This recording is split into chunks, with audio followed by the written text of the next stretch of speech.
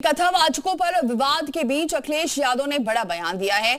UP के पूर्व CM Akhilesh Yadav ने न सिर्फ कथावाचकों पर सवाल उठाए हैं बल्कि धीरेन्द्र कृष्ण शास्त्री का नाम लेकर कहा कि वो एक एक कथा के लिए 50 लाख रुपए लेते हैं और वो भी अंडर टेबल।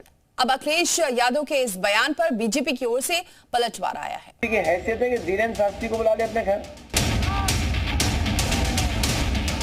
अखिलेश यादव को कांटे की तरह चुभ रहे हैं कथावाचक। मौलवी से मोहब्बत, सनातन पर सवाल। ये सवाल इसीलिए क्योंकि अखिलेश यादव एक के बाद एक कथावाचकों पर सवाल उठा रहे हैं। अखिलेश दावा कर रहे हैं कि कई कथावाचक 50 लाख रुपए लेकर कथा करते हैं। और तो और बागेश्वर धाम के पीठाधीश को लेकर उन्होंने बहुत बड़ा दावा कर डाला। कई कथावाचक हैं जो 50 लाख रुपए लेते हैं। कोई किसी की हैसियत है कि धीरेन्द्र शास्त्री को बुला ले अपने घर कथा के लिए?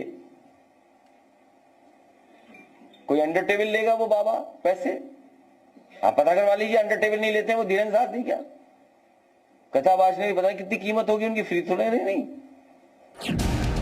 सवाल बागेश्वर धाम वाले बाबा पर उठे तो सनातनी संत भी सवालों के घेरे में आ गए। अखिलेश यादव के वार पर पलटवार तय था और वो भी उस धार के साथ आया जिसकी उम्मीद थी। बीजेपी ने अखिलेश यादव को समाजवादी राज की याद दिला दी।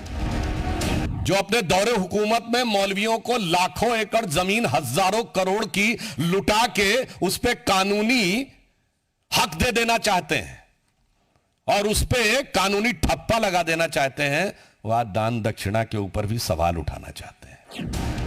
अखिलेश यादव और बीजेपी के बीच जारी जुबानी जंग के पीछे इटावा में कथावाचकों के साथ हुई बदसलूकी कांड है। सियासी तूफान ऐसा उठा कि थमने का नाम नहीं ले रहा। अखिलेश यादव ने बीजेपी सरकार को घेरा और अब सीधे बागेश्वर धाम के पीठाधीश धीरेन्द्र कृष्ण शास्त्री को अपने टारगेट पर लिया। धीरेन्द्र कृष्ण शास्त्री समेत तमाम कथावाचकों की दक्षिणा पर अखिलेश के दावे से ऐसा संग्राम उठा कि विरोध में संत समाज भी आगे आया। अखिलेश यादव जी ने भागवत प्रवक्ताओं के बारे में जो टिप्पणी की है बहुत ही निंदनीय है। मैं उनसे पूछना चाहता हूं कि आपने कभी भागवत क्यों नहीं कराई? जो भी प्रवक्ता भागवत करते हैं जजमान अपनी स्वेच्छा से उनको पैसा देते हैं। आपने तो, आपकी पार्टी ने राम भक्तों पर गोलियां चलाई तब भी आप मौन रहे। आपने हज हाउस बनवाया। आप इन नेताओं का चाल चरित्र देखकर नौजवान साथी हिंदू भाइयों कार्य और काम करो। आप बटोगे तो कटोगे और आप जब एक रहोगे तो नेक रहोगे, क्योंकि सनातन सिखाता सर्वेभवन्तु सुखिनः, धर्म की जय हो, अधर्म का नाश हो, प्राणियों सद्भाव हो, विश्व का कल्याण हो। यानी अखिलेश यादव को वोट की चोट से सबक सिखाने की तैयारी तो हो रही है।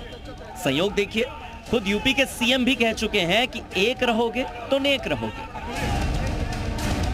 आज जब वसूली का धंधा बंद हो गया, गुर्गों की दुकानों को बंद करा दिया गया, अब ये लोग जाति के नाम पर बांटने का काम कर रहे हैं। जगह जगह जाकर के जगह जगह जा रहे हैं। मैं तो बार बार इस बात को कहता हूं कि बटोगे तो कटोगे।